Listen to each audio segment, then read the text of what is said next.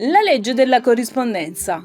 Come dentro, così fuori. Come suoni, così sei. Il nostro mondo esteriore è un riflesso del mondo interiore. Questo è un fenomeno che noi viviamo tutti i giorni, al quale però a volte non pensiamo. Effettivamente, quello che una persona ha dentro di sé poi inevitabilmente lo porta fuori. Nel modo di agire, nel modo di comportarsi, in quello che fa, come lo fa. Addirittura la legge della corrispondenza viene nominata nel Vangelo di Matteo. Al capitolo 7, versetto 16, dice: dai loro frutti li riconoscerete. Quindi evidentemente questa è una legge veramente molto importante, perché se veniva già riconosciuta 2000 anni fa.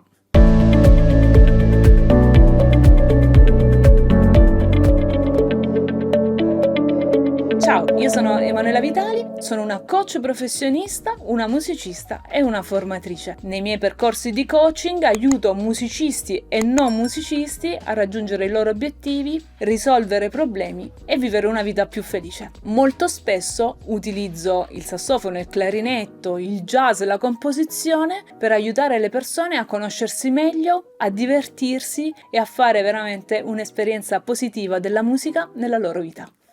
Parliamo di musica. Quando si sente suonare una persona, molto spesso il modo di suonare di quella persona lì ne identifica un po' il carattere. La persona, per esempio, suona troppo piano come volume? Potrebbe essere timido, potrebbe non volersi fare sentire troppo, magari abbastanza riservato. E la persona suona in modo disordinato? Magari è disordinato anche nella sua pratica di studio con lo strumento, magari è disordinato anche nella sua vita? Potrebbe essere. O magari sta vivendo soltanto un momento di confusione dove non sa bene che cosa fare. Si suona troppo forte, quasi urlando, magari si vuol far sentire qualcosa, magari si è arrabbiati, magari si è un po' arroganti?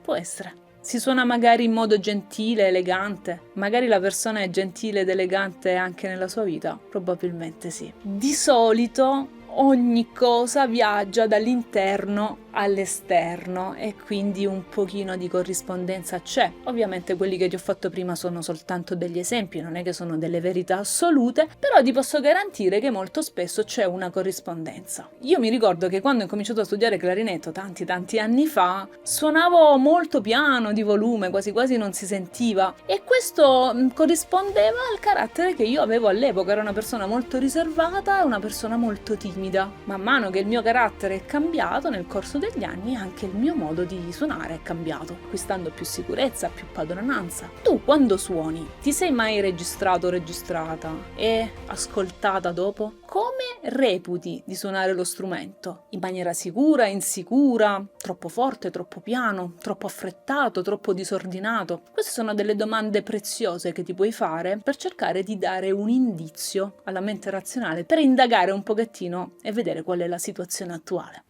Se sei arrivato a questo punto del video, evidentemente l'argomento ti interessa e quindi ti chiedo di farmi un regalo, di lasciarmi un commento, di iscriverti al canale, di lasciarmi un like, perché queste azioni singolarmente o fatte tutte e tre insieme sono molto importanti, perché così l'algoritmo riconosce che l'argomento è di interesse e lo propone a tante persone in più. Quindi se vuoi farmi un piccolo regalo, iscriviti, lasciami un commento, lasciami un like, è davvero molto importante. Grazie. Nelle mie sedute di coaching io seguo sia musicisti che non musicisti. A volte mi capitano dei musicisti che mi dicono: Emanuela, il modo che ho di suonare a me non piace, perché non riesco a portare fuori quello che invece è l'emozione e il sentimento che ho in quel momento, non riesco a portarlo fuori. Una cosa molto utile che si può fare in questi casi è per esempio di creare delle immagini mentali, quindi portare un'arte uditiva come quella della musica unendola ad un altro tipo di arte che è quella visiva. Quindi io ho un'immagine nella mia mente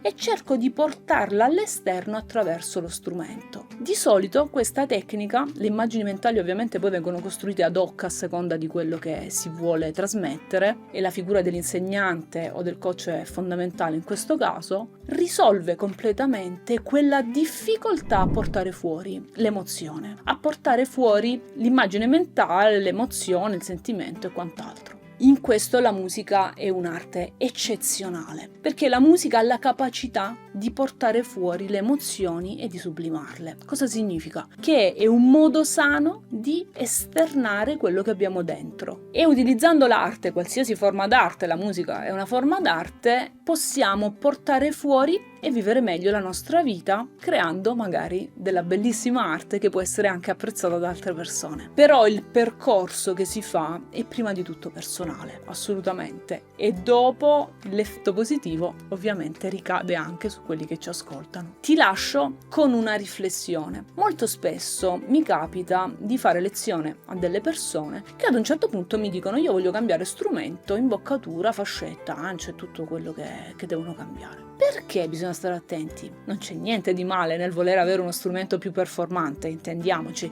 però è molto importante non sostituire il lavoro interno allo strumento esterno. È molto importante cercare di non sostituire il lavoro interiore che dobbiamo fare con invece compro lo strumento nuovo, perché sono due cose completamente diverse. È capitato più di una volta che persone abbiano comprato strumenti meravigliosi, bellissimi, e dopo qualche mese sono andati completamente in crisi e quasi quasi smettevano di suonare. Perché succede questo? Perché si affida allo strumento il lavoro interiore. Il lavoro interiore lo facciamo soltanto noi, non lo può fare lo strumento. Quindi prima di cambiare attrezzatura, pensaci: ho fatto il mio lavoro interiore per bene? So che cosa voglio trasmettere con la mia musica? Che stato d'animo provo quando suono? Che cosa succede quando io sto suonando? Riesco a portare fuori quello che io ho nella mia mente? Se la risposta è sì, cambia strumento tranquillamente e serenamente e sfruttalo al massimo che puoi. Se la risposta invece è no, aspetta a comprare l'attrezzatura. Fai prima un lavoro su te stesso, su te stessa, e dopo comprerai tutti gli strumenti che vuoi, perché tanto i negozi sono pieni di strumenti da comprare.